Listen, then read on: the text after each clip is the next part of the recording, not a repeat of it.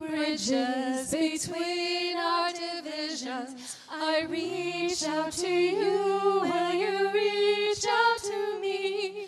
With all of our voices and all of our visions, friends, we could make such sweet harmony. Let's sing this in a round. Building bridges between our divisions. I reach out to you. Bridges between every line calls to divisions. I reach out to you. I reach out to you. Reach out to me. Without bridges, such harmony. Bridges we could make, bridges between our divisions. I reach out to you. Will you reach out to me? Friends, with all of our voices, such all of our visions. Friends, we could make such sweet harmony. Friends, we could make such sweet harmony. Friends, we could make such sweet harmony.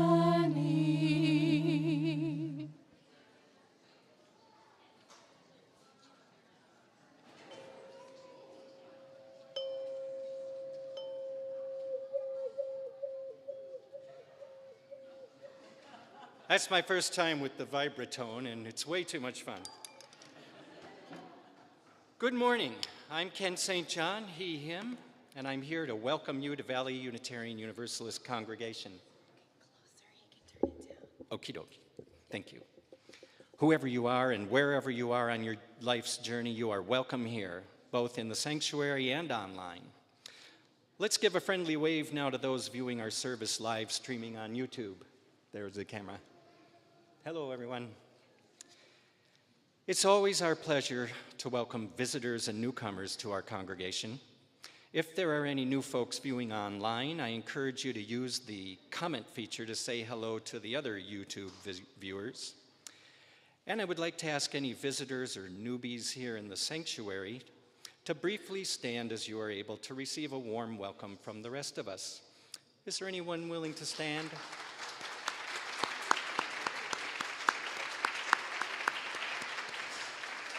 Thank you.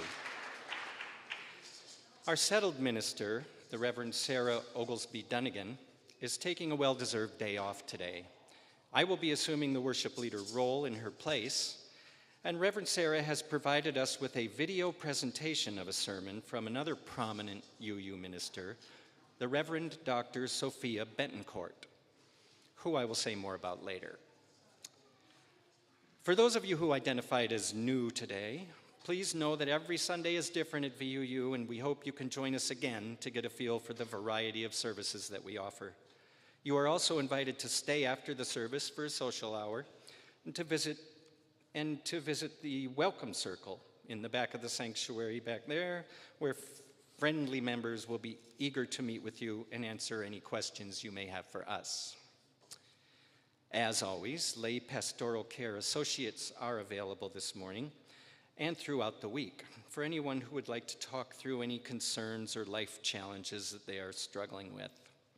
In the sanctuary, Carl Anderson will be available up front here after the service, and online you can reach out to Janet Cantley.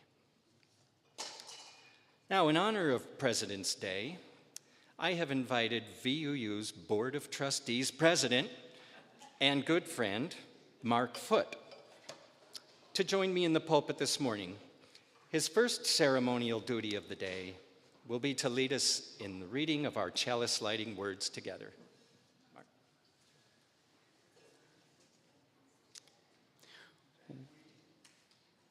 There we go.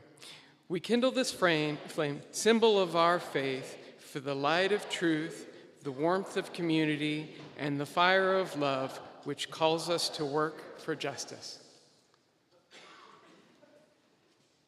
Excellent.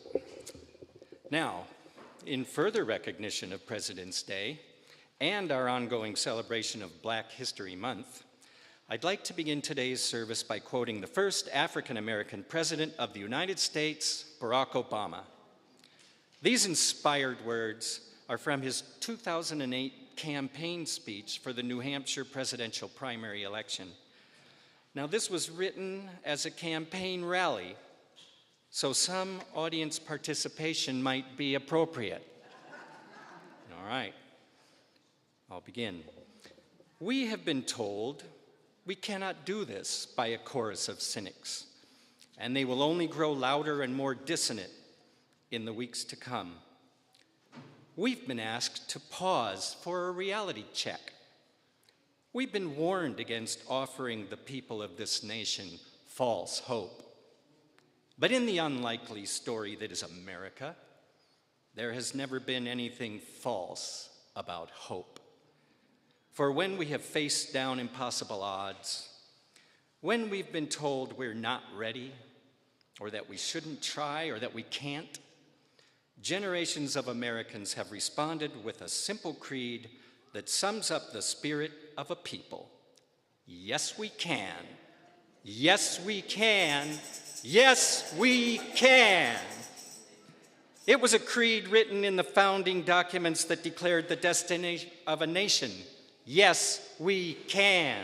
It was whispered by slaves and abolitionists as they blazed a trail towards freedom through the darkest of nights. Yes, we can. It was sung by immigrants as they struck out from distant shores and pioneers who pushed westward against an unforgiving wilderness. Yes, we can. It was the call of workers who organized, women who reached for the ballot, a president who chose the moon as the new frontier, and a king who took us to the mountaintop and pointed the way to the promised land. Yes, we can to justice and equality. Yes, we can to opportunity and prosperity. Yes, we can heal this nation. Yes, we can repair this world. Yes, we can. Woo!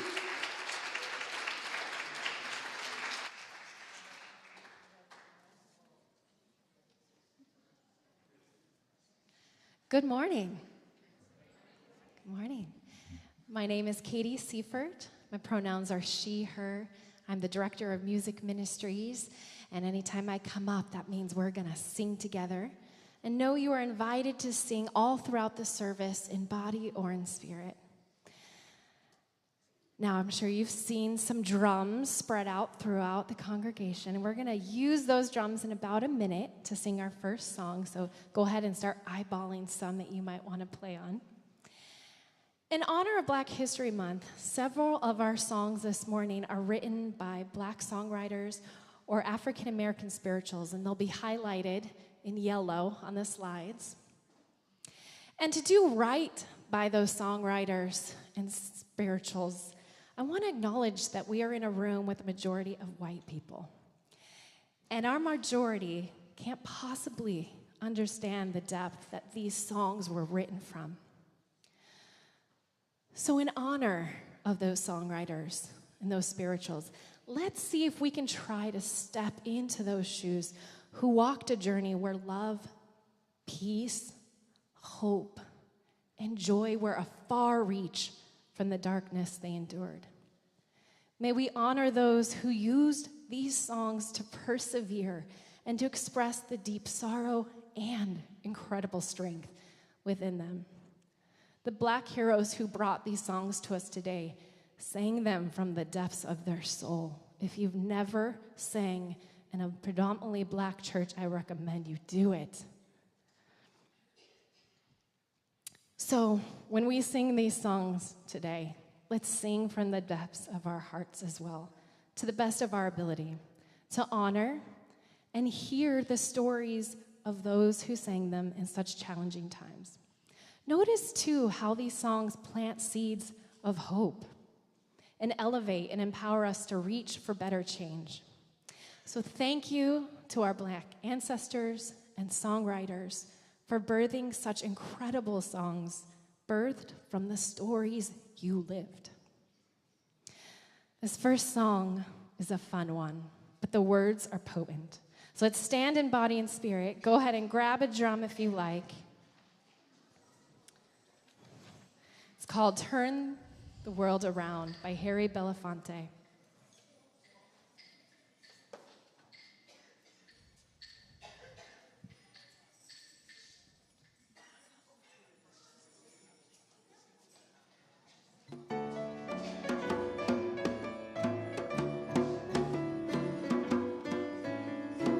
Go ahead and move your bodies too.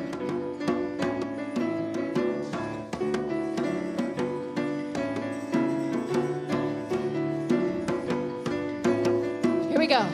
We come from the fire, living in the fire. Go back to the fire, turn the world around.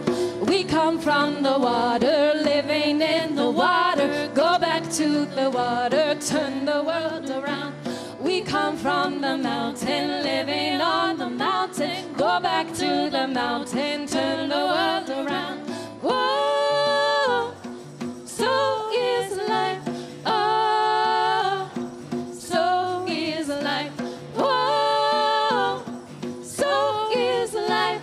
Oh, so is life. Do you know who I am? Do I know who you are? See we one another clearly. Do we know who we are? Do you know who I am? Do I know who you are? See we one another clearly, and do we know who we are? Do you know who I am? Do I know who you are? See we one another clearly, and who we know who we are. Whoa, so is life. So is life. Whoa, so is life. So is life. Water make the river, river wash the mountain. Fire make the sunlight, turn the world around. Heart is of the river, body is the mountain. Spirit is the sunlight, turn the world around. We are of the Spirit, truly of the Spirit. Only can the Spirit turn the world around. Whoa, so is life. So is life. Whoa, so is life. So is life. Whoa, so is life. So is life.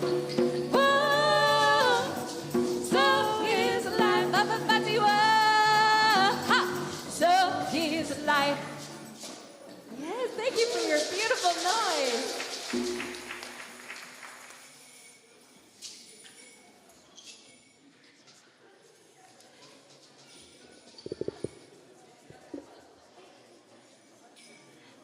Hello. Good morning. My name is Kelsey McIntyre. My pronouns are she, her, and I'm the Faith Formation Assistant. If there are any kids in the audience who would like to come down who are already not down to join us for Time for All Ages, I'd like to invite you to do so now. And if any of you have a contribution for our children's chalice, I have it up front with me here. So the adults are going to be talking about seeds and planting. And I wanted to read you guys one of my all-time favorite books called Miss Rumphius. It's by Barbara Cooney. Once upon a time, there was a little girl named Alice who lived by the sea. From the front stoop of her house, she could see the wharves and bristling masts of tall ships. Many years ago, her grandfather had come to America on a large sailing ship. Now he worked in the shop at the bottom of the house, making figureheads for ships. He was an artist. He painted pictures, too, of sailing ships and places across the sea. When he was very busy, Alice got to help him put in the skies. In the evening, Alice sat on her grandfather's knee and listened to his stories of faraway places. When he was finished, Alice would say, "When I grow up, I too will go to faraway places. And when I grow old, I too will live by the sea." "That's all very well," said her grandfather, "but there's a third thing that you must do. You must do something to make the world more beautiful."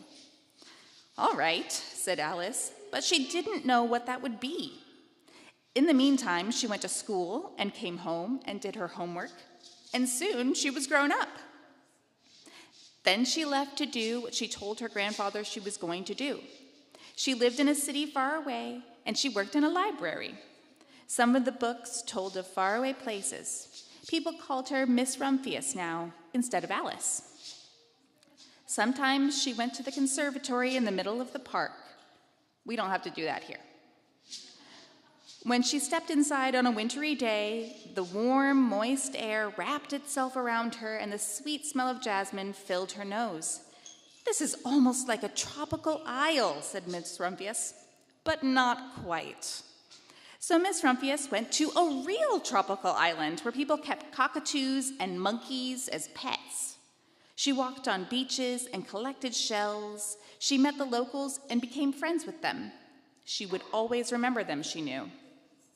She climbed tall mountains where the snow never melted. She went through jungles and across deserts. Everywhere she made friends that she would never forget. But in the land of the lotus eaters, she hurt her back. "Maybe it's time to find my place by the sea," she said, and she did. Her house was beautiful, but she knew that she still had one thing that she had to do. "I have to do something to make the world more beautiful." But what? The world is already pretty nice, she thought, looking out at the ocean. The next spring, Miss Rumphius was not very well. Her back was bothering her again, and she had to stay in bed most of the time. The flowers she had planted the summer before had come up and bloomed in spite of the stony ground. She could see them from her bedroom window, blue and purple and rose-colored. "I have always loved lupines the best.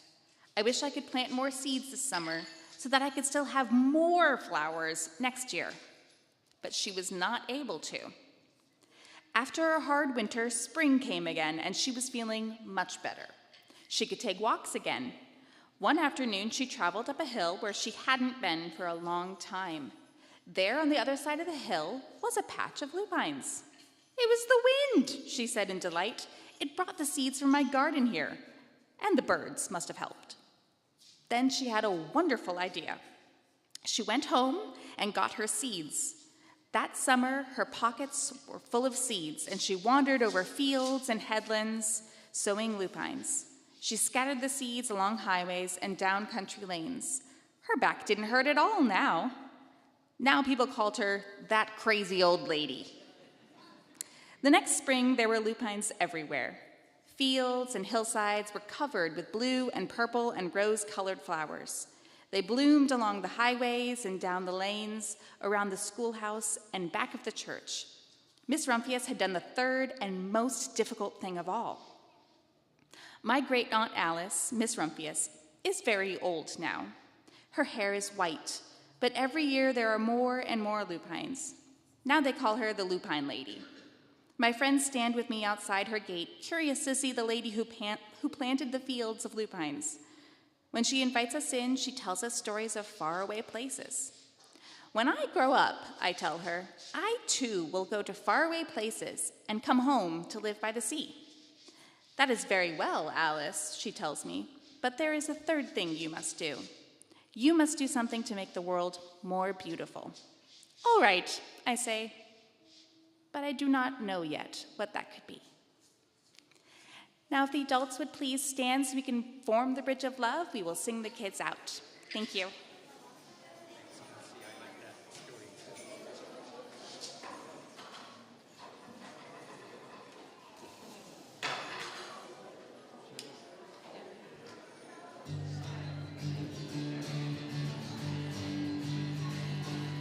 This little light of mine, I'm gonna let it shine.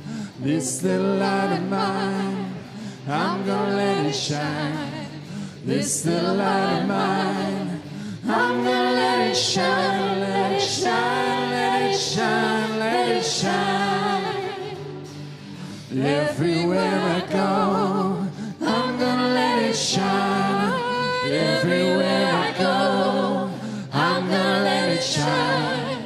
Everywhere I go, I'm gonna let it shine, let it shine, let it shine, let it shine. Building up a world, I'm gonna let it shine. Building up a world, I'm gonna let it shine. Building up a world, I'm gonna let it shine, let it shine, let it shine, let it shine. Let's do this little light of mine one more time. This little light of mine, I'm gonna let it shine. This little light of mine, I'm gonna let it shine. This little light of mine, I'm gonna let it shine, let it shine, let it shine, let it shine.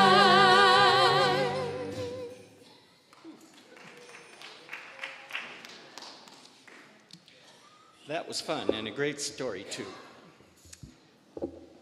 But now we will transition to a period of calm centering and meditation, during which you are welcome to silently acknowledge any joys or concerns that you've brought with you this morning by lighting a candle, adding water to the fountain, or placing stones in the sand along the sunny east wall. Well, Katie and the team, Andrew, Jenny, and Lynn, will soothe us with their gift of music.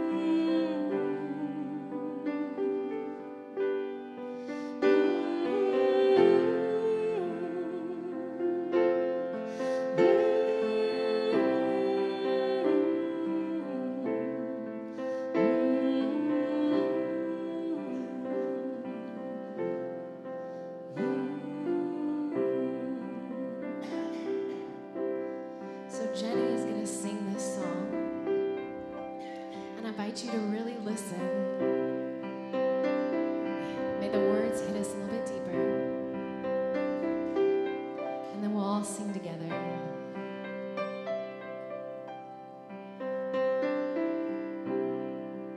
There is more love somewhere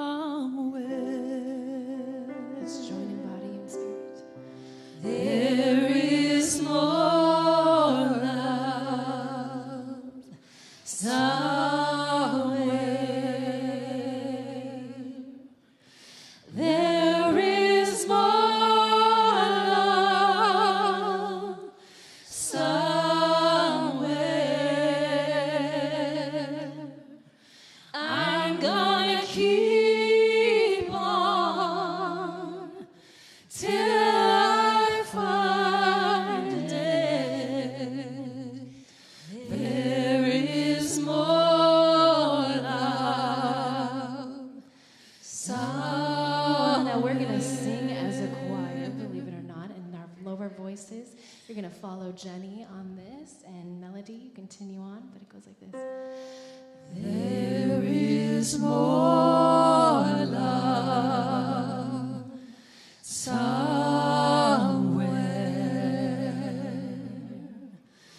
There is more love somewhere.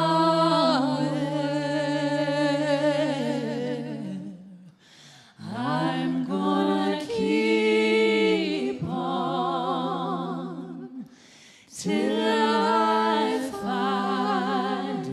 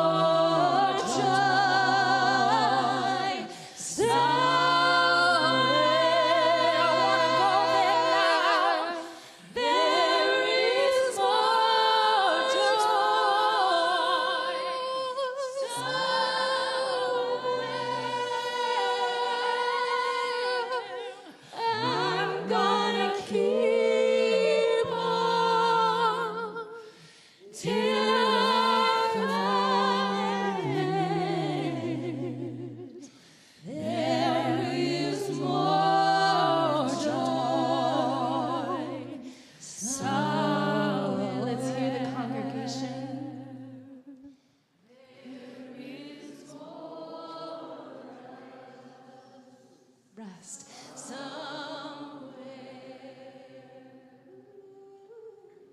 There is more rest somewhere.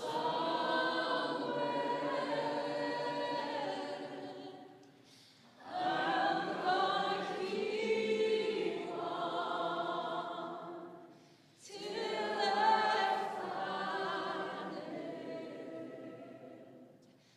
There is more rest somewhere.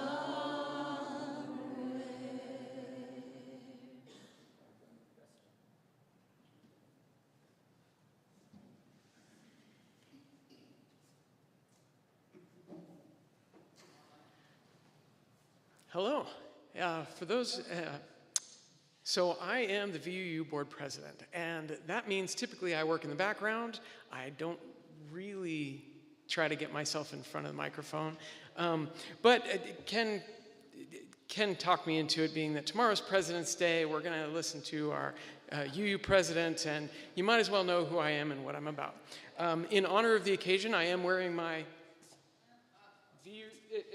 my United States flag belt buckle. I do like belt buckles. I have a collection.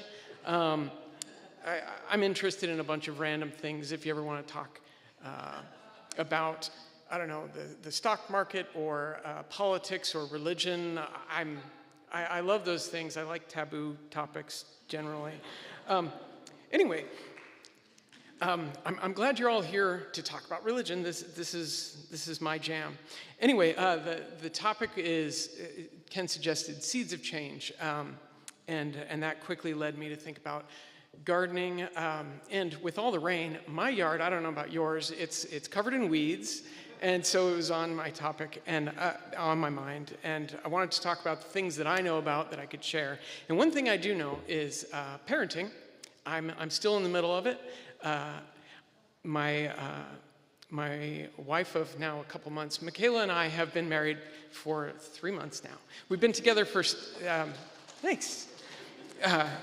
Still very excited about that. We've been together for 7 years, and we're raising a 15-year-old and a 12-year-old.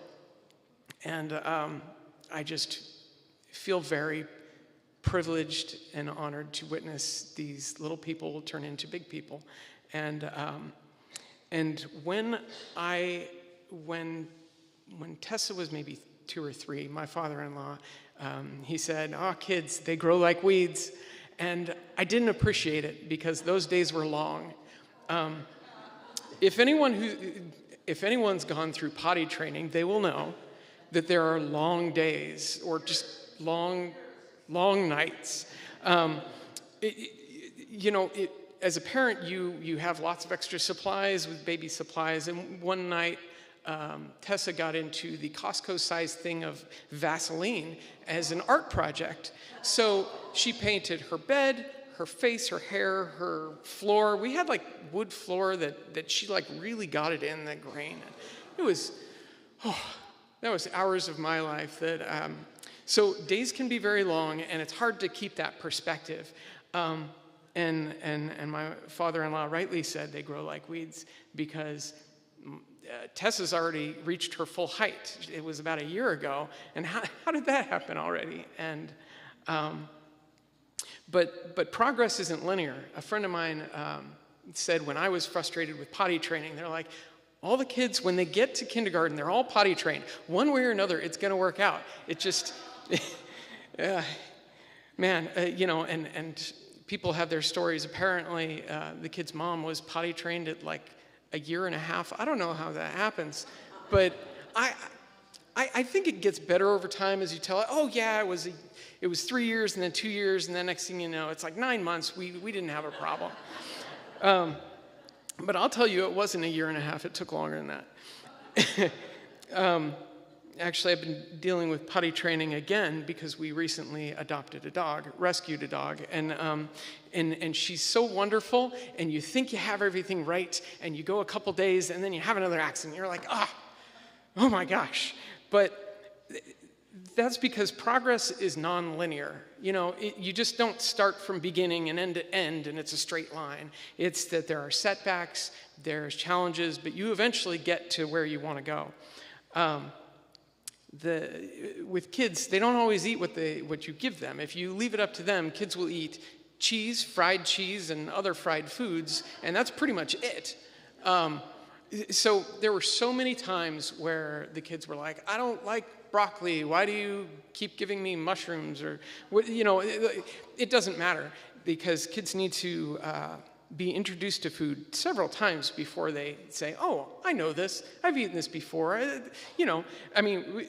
To this day, there's still a couple of things that the kids don't eat, but I'm really glad. I feel like I did a good job parenting in that my kids will eat most anything that we put on. And I think that's because I didn't listen to them when they were saying, I don't like this food. I want to eat something else. I'm the gardener in this situation. I know what's best. I know that they need to eat their vegetables, and so I'm going to keep giving it to them until they figure out, oh, it's not so bad. I actually like it. Now they'll actually choose healthy dishes and stuff like that.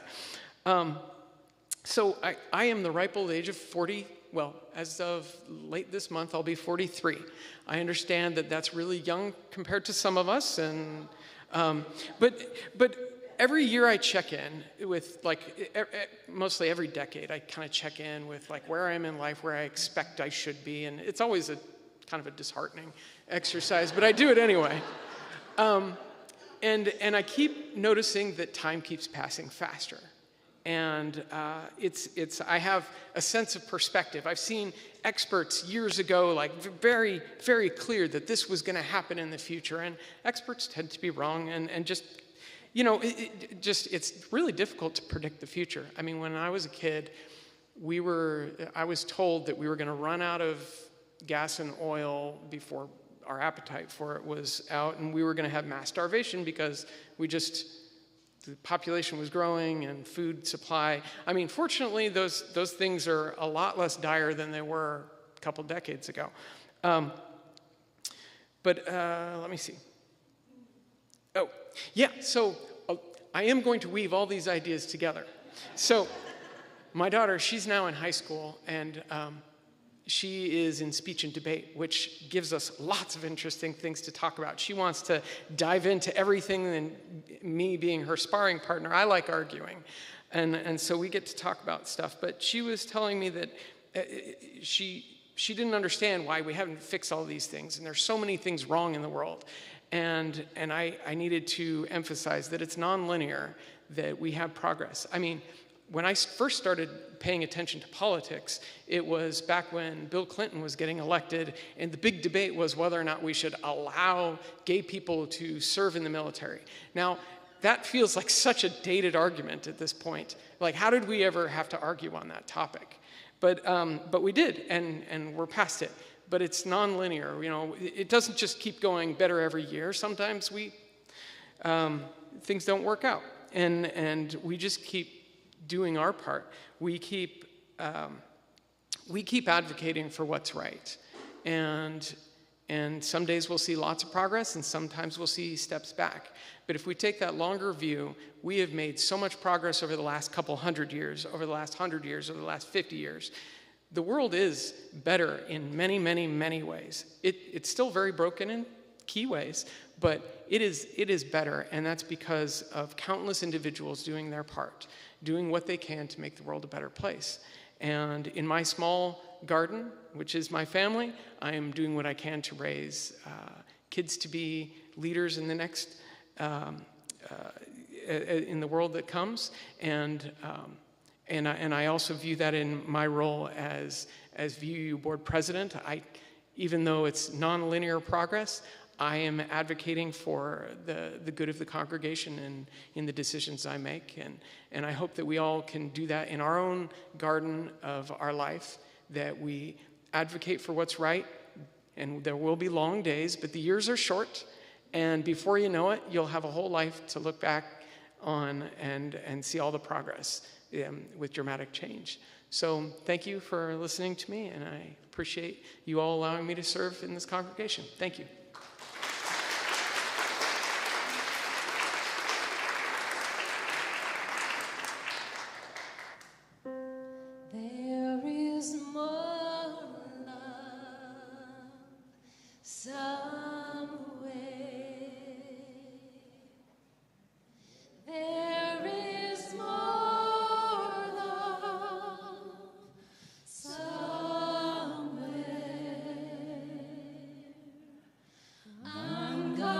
keep on till I find it.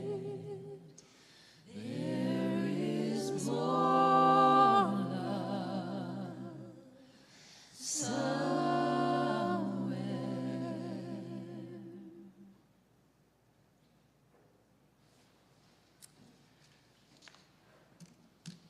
President's Day, Black History Month. The Reverend Dr. Sophia Bentoncourt, who will be delivering our sermon, is the current president of the UUA. She has made UU history as the very first African-American woman to be elected to that position. More accurately, being multiracial, she identifies as Afro-Latin. Of course, her accomplishments go way past that. She has earned many degrees, including a PhD in religious ethics and African-American studies from Yale University. Reverend Bentoncourt has contributed to the education of future faith leaders at Yale Divinity School, Starr King School for the Ministry, and Drew University Theological School. She has also served as a parish minister, scholar and environmental ethicist, and public theologian. The sermon we will be viewing together this morning, titled Seeds for the New Year, was recorded at the start of 2024 as an inspiring look ahead at the year to come. Her recorded sermons are intended to be used by UU congregations nationwide at times like this, when our settled minister is out of the pulpit, or for smaller congregations who have no settled minister. So we present to you now the video image of the Reverend Dr. Sophia Bentoncourt.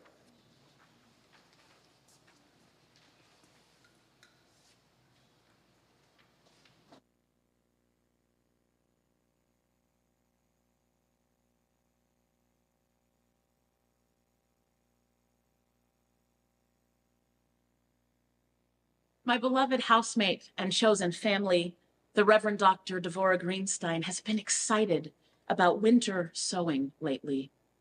This is the practice of starting seeds outdoors in the winter months, long before most of us think about planting gardens.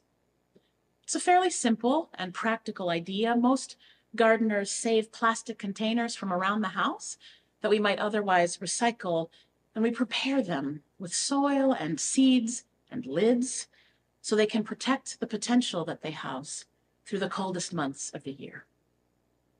Why do we do this? Couldn't we look at beautiful pictures and seed catalogs instead and dream of all that we might plant in the spring months? I know that that has long been my personal practice. Why would we follow what for some of us are the winter holidays by tucking tiny kernels of life into unlikely spaces? I've decided to embrace this idea of setting seed long before signs of life will be visible as a type of leaning in to the new year. How many of us, like me, have gotten into a habit of disparagement at the year's turning? I remember holiday ornaments in 2020 that had language I probably shouldn't repeat in the pulpit without good cause, woven into these beautiful snowflakes. I think we still have a small plastic dumpster with flames coming out of the top as a representation of our disparagement and dismay with the year prior. I can't remember if it was 21 or 22. Politics, pandemics, and ideologies have turned what I used to associate with fireworks and other festive celebrations into a kind of creative dismissal of all that has come to pass in the prior 12 months. Don't misunderstand me. I fully embrace the power of humor that allows us to laugh our way closer to hopefulness and possibility. We need more of that. And I'm not here to censor how we keep ourselves going in difficult times. But as often happens in my life, I can hear the echoes of my grandmother's teachings when I get a little too comfortable in how I process all the things. She used to teach me about the magic at the turning of the year, and she encouraged me to do whatever thing I most want to spend my time on or have shape the year to come, just as the clock strikes midnight on December 31st. I think this is related to that tradition of kissing a loved one right at the end of the countdown. Her encouragement reminds me that even in those most difficult years of active quarantine in the face of this ongoing pandemic, there were beautiful things to be proud of that didn't belong in the dumpster fire, for all that it made us laugh in those isolating days. A lot of that pride for me was grounded in the ways that our congregations and communities showed up for one another, showed up for the work of justice. It was grounded in my gratitude for our religious professionals, for our lay leaders and our nationals UUA staff as they pivoted and resourced and supported us through the unknown. Most are still recovering from that nonstop labor. Beloveds, we leaned into community care in profound ways, and I am so proud of how we continue to do so, even as many of us, though not all of us, experience fewer restrictions in our activities than we did then. We built magical bridges, the very kinds of connections and interdependence that we continue to live into together in new ways. Those bridges between and among us require tending, as does the religious witness that we hold together in the world in common cause. In the story that I shared for today's service, we learned about a family negotiating their relationships to one another in their day-to-day living. In The Bridge of Flowers by Leah Lakshmi Piepsna Samarasinha, she invites us to consider the beauty in how we intentionally maintain our connections to each other and invest in bringing our values to bear in the world. This unique bridge connecting people across love, across differences in how they approach everyday life, their belief systems, and community engagement, still allows for the creation of beauty and magic, as beauty and science and magic weave together a path that can be navigated by everyone. It keeps them connected to their children, to their people, keeps them connected even when stress seems to rob them of their joy. I probably don't need to remind you that when times were difficult and two people who loved one another profoundly gave more than they could sustainably give to maintain and support their surrounding communities, the Bridge of Flowers collapsed. Not only did it collapse, but some outside of their nuclear family discouraged them from rebuilding the bridge. Soraya had a ramp after all, and Kamau had an elevator. It wasn't as if they could no longer reach each other with enough effort, but the love at the center of their living space was missing, and it took beauty and magic from unexpected places to reweave the interdependence that had long nurtured that family. I can imagine my grandmother telling those children to hold the seeds and the dirt and the honey and the spores together at midnight at the turning of the year. Of course, we still have time to set intentions or to weave magic for 2024, and the purposeful naming of what we most long to turn our focus toward feels important in this story. What are you most proud about from 2023? In what ways did your congregation or community encourage you to live more fully into all that you hold most precious in this past year? How did they surprise you? How did you surprise yourself? Imagine that the great potential of our liberal and liberating tradition could be nurtured through the coming months in something as simple as a reused gallon jug. Maybe there is soil in the surrounding area that is already adapted to the climate where you live, or maybe you have collected seeds from plants that have grown more savvy about their surroundings over the years. I believe that our Unitarian Universalist faith is uniquely suited to the work of justice, to showing up for the rights and freedom of all. We have everything we need to respond to these times, even in moments of devastation or fear, even when bombs fall, even when ideologies of hatred and separation are lauded around the nation, even when the bridge that holds our hopes and dreams manages somehow to fall. There is a power and a hopefulness in how each one of us can set our intentions for the coming year and not wait on sun or bird song or better weather to do the work of new growth. Right? Earth itself can cradle our dreaming as we gear up for all that is yet to come.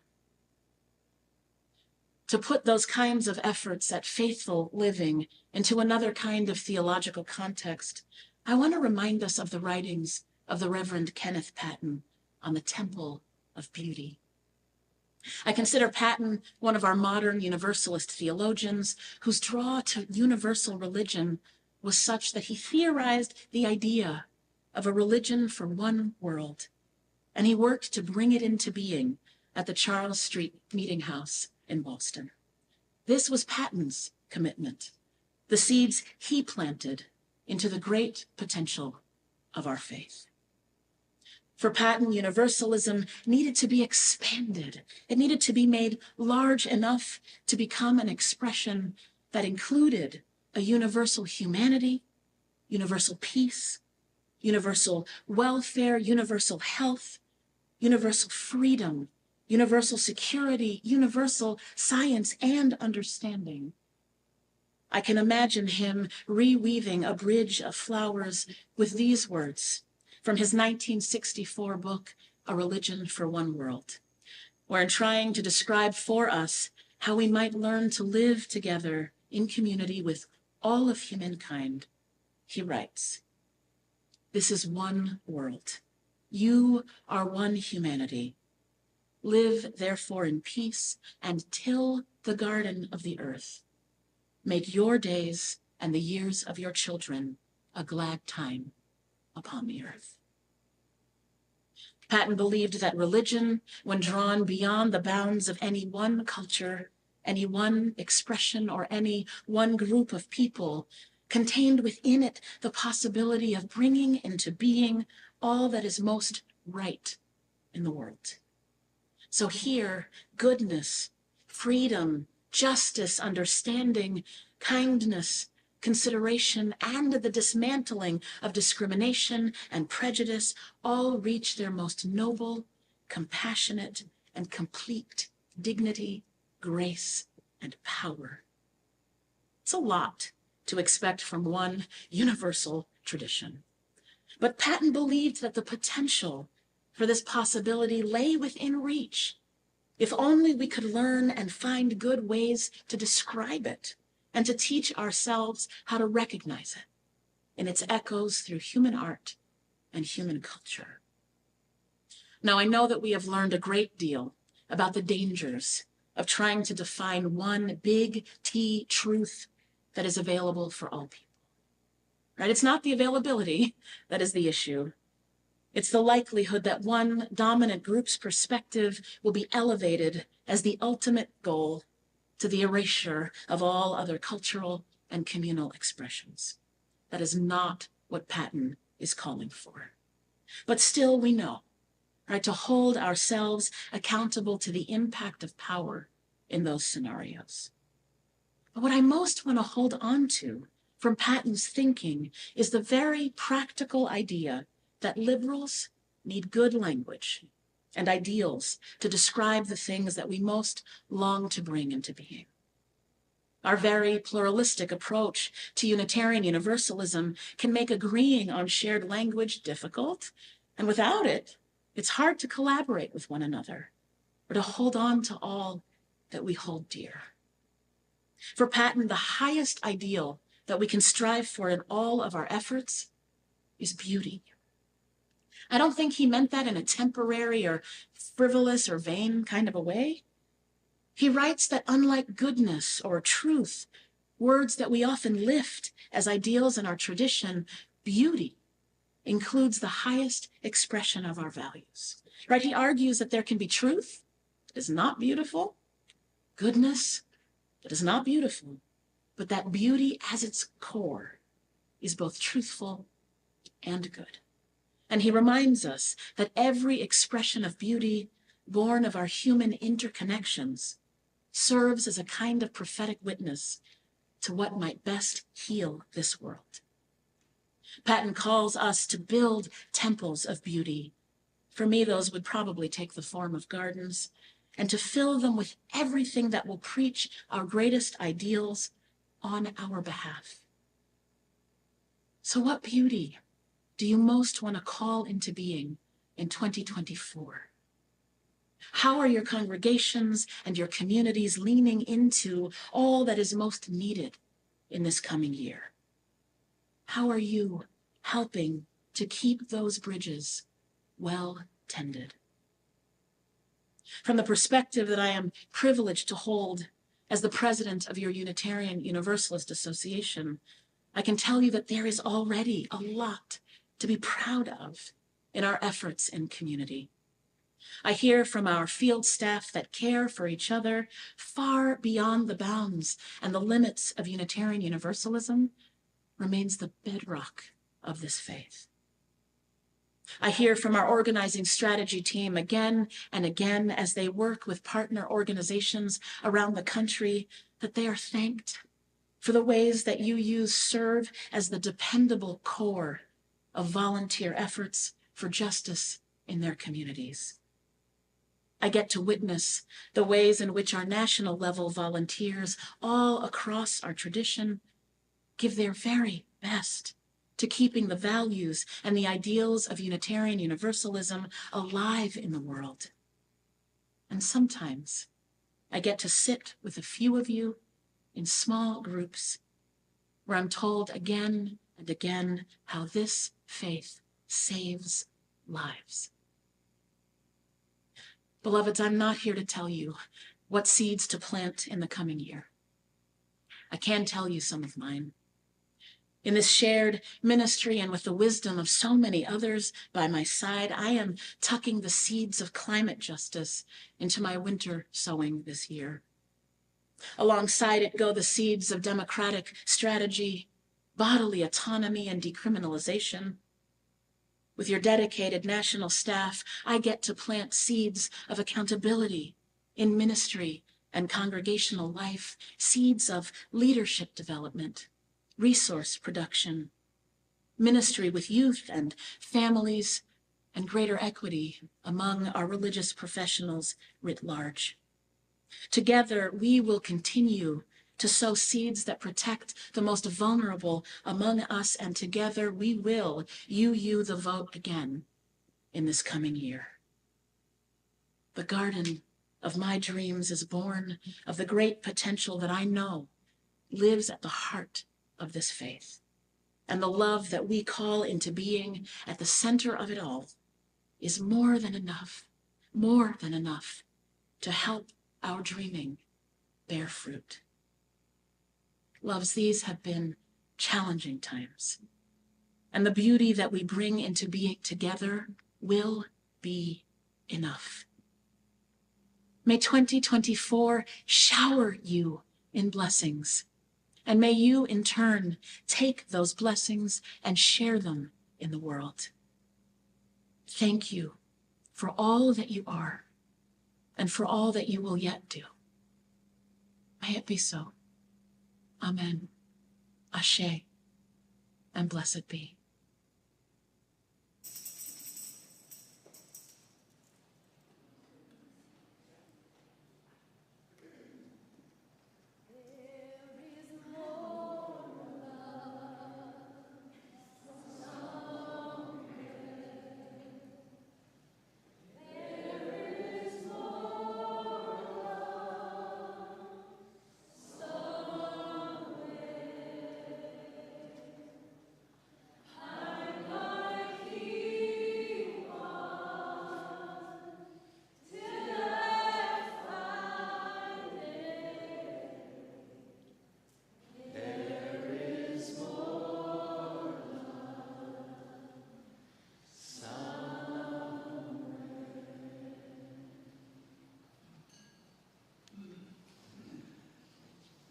Before we move into the offering, I just want to point out that the Let's Have Fun Together auction is on fire. It is really doing well. Mark and I checked just before the service about an hour ago, and we're very nearly at the stated goal of $20,000. But I don't know about you, but I'm not done yet. I've been having too much fun already in friendly competition with several of you. You know who you are. Jamila and Jim. So I'll be going home straight from here and making sure that I don't lose out on the things that I really are dear to me. And I encourage you to do the same. Have fun bidding and have fun with the activities as they come up. Now, I'm sure Mark taught his kids, just like the rest of us, one of the miracles of life, that you can take a seed, put it in dirt, add water and sunshine, and life springs out. It might be beautiful lupins like Miss Rumphius, or it might be the lettuce growing in row 5 of our own garden that we're going to feed to the iHelp visitors and guests next week. And I'm sure somewhere in there's a metaphor for VUU. We plant seeds of hope, and we plant seeds of optimism, and they bear fruit, like the beautification of the sanctuary or our support for refugees coming across the border in Arizona. And I'm thinking in this metaphor, water is money. In order to grow our seeds, accomplish our mission, reach our goals, we need to water those seeds of hope and dreams with cash. So the fundraiser, the auction is one way to do that. Another is today's collection. So if the ushers would please come forward to take up the collection. And there are a number of other ways that you can give that are shown on the screen at this point. You can always go online and give at any time. Thank you very much.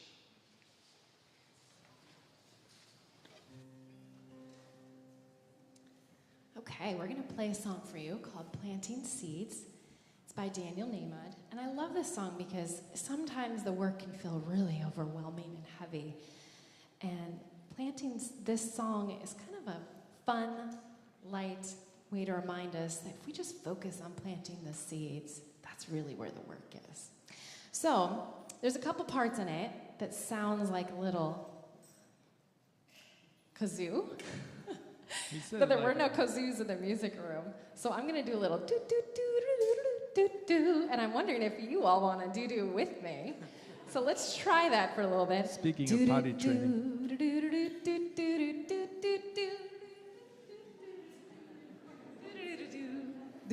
I love that we're laughing. So you're welcome to do some doo-doos with me when you hear that. And then listen to the chorus, because I'll invite you to sing on that too towards the end. But here is Planting Seeds. Go ahead. Do do do do do do do do do do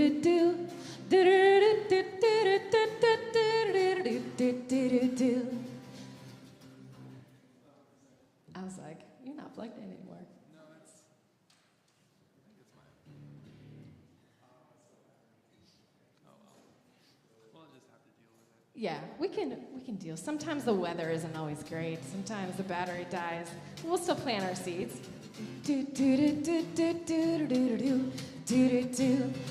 I've been planting seeds on the ground, watering them with my sweat and tears, scattering them all around. Guess it's what I'm supposed to do with my years. Funny thing is, I may know what I planted, but never what will show. It always seems to be a perfect mystery. Whatever grows will grow, whatever dies will die, whatever works will work, whatever flies will fly, whatever fails will fail, what's meant to soar will soar. I am planting seeds, nothing more.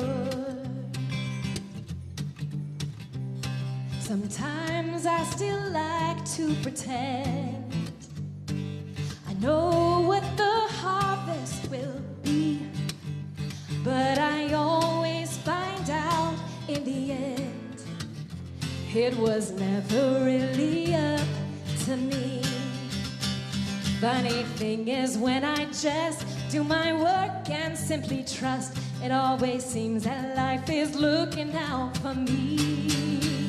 Whatever grows will grow, whatever dies will die, whatever works will work, whatever flies will fly, whatever fails will fail, whatever soar will soar. I am planting seeds, that's more, and I am only one of billions of seeds. When all is said and done, I just do what's mine to do and let it be.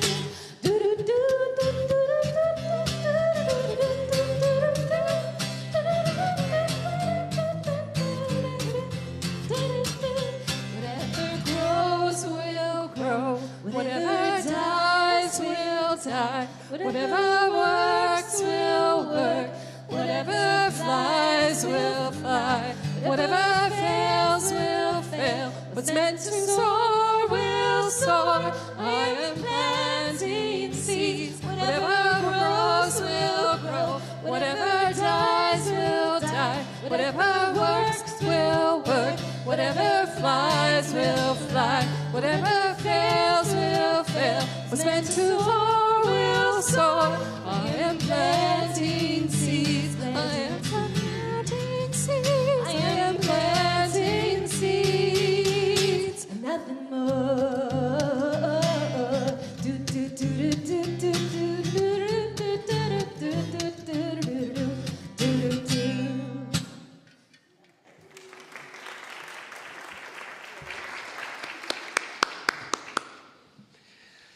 As we approach the conclusion to our service this morning, I'd like to read these closing words of Barack Obama's 2008 presidential election victory speech.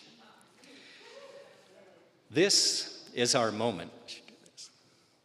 This is our time to put our people back to work and open doors of opportunity for our kids, to restore prosperity and promote the cause of peace, to reclaim the American dream and reaffirm that fundamental truth that out of many we are one, that while we breathe, we hope, and where we are met with cynicism and doubt and those who tell us that we can't, we will respond with that timeless creed that sums up the spirit of a people. Yes, we can. Thank you, God bless you, and may God bless the United States of America.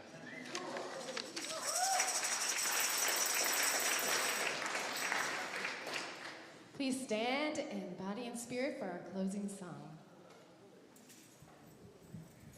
Feel free to play an instrument and move your body too. All right, this one just starts with us singing. You got to do when our spirit says to do. You got to do when the spirit says do.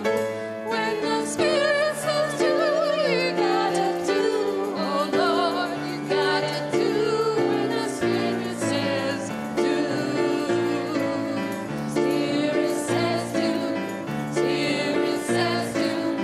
Spirit says do. Spirit says do.